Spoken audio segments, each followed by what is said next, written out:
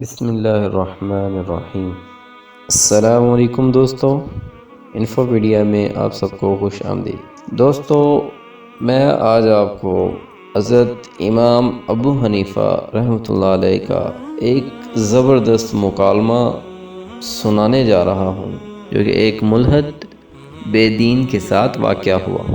ایک دفعہ ایک ملحد خلیفہ ہارون الرشید کے پاس آیا اور کہنے لگا، اے امیر المؤمنین، تیرے عہد کے علماء مثلا امام ابو حنیفہ نے اس بات پر اتفاق کیا ہے کہ اس دنیا کا کوئی نہ کوئی خالق ضرور ہے۔ ان میں سے جو عالم و فاضل ہو اسے یہاں ضرور حاضر ہونے کا حکم دے، تاکہ میں تیرے سامنے اس سے بحث کروں کہ دنیا کا بنانے والا کوئی نہیں۔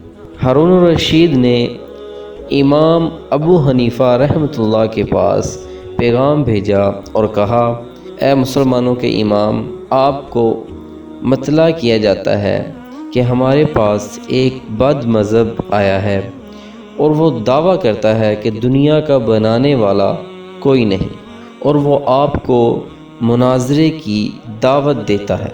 امام ابو حنیفہ رحمۃ اللہ علیہ نے فرمایا کہ میں ظہر کے بعد جاؤں گا۔ وقت مقررہ پر خلیفہ نے امام ابو حنیفہ رحمۃ اللہ علیہ کا استقبال کیا، آپ کو ساتھ لایا اور بلند مقام پر جگہ دی۔ امراء و روسا دربار میں جمع ہوئے۔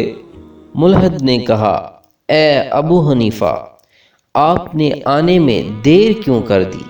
امام ابو حنیفہ نے کہا، مجھے ایک عجیب بات درپیش آئی تھی، اسی لیے مجھے دیر ہوئی۔ وہ یہ کہ میرا گھر دریائے دجلہ کے اس پار ہے۔ میں اپنے گھر سے نکلا اور دریا پر آیا کہ اسے عبور کروں۔ میں نے دریا کے کنارے ایک پرانی اور شکستہ حال کشتی دیکھی، جس کے تختے بکھر چکے تھے۔ جوں ہی میری نگاہ اس پر پڑی، تختوں میں اضطراب پیدا ہوا، پھر انہوں نے حرکت کی اور اکٹھے ہو گئے۔ ایک حصہ دوسرے میں پیوست ہو گیا اور بغیر کسی بڑھائی کے کشتی تیار ہو گئی۔ میں اس کشتی پر بیٹھا، دریا عبور کیا اور یہاں آ گیا۔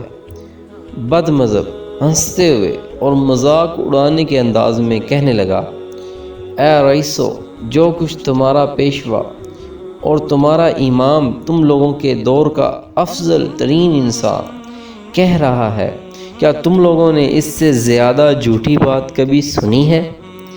یہ تو خالص جھوٹ ہے جو تمہارے فاضل تر عالم سے ظاہر ہوا ہے۔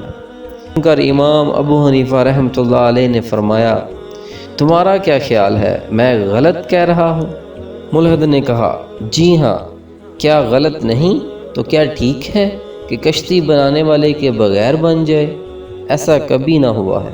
امام ابو حنیفہ رحمۃ اللہ علیہ نے فرمایا، سن اے کافر زندیق، اگر کسی بڑھائی کے بغیر کشتی حاصل نہیں ہو سکتی تو کیسے ممکن ہے کہ اس قدر عظیم نظام دنیا بغیر کسی خالق کے وجود میں آ جائے اور بغیر کسی چلانے والے کے چل سکے؟ تو سانے کی نفی کا قائل کیسے ہو گیا؟ وہ بد مذہب یہ سن کر لاجواب ہو گیا۔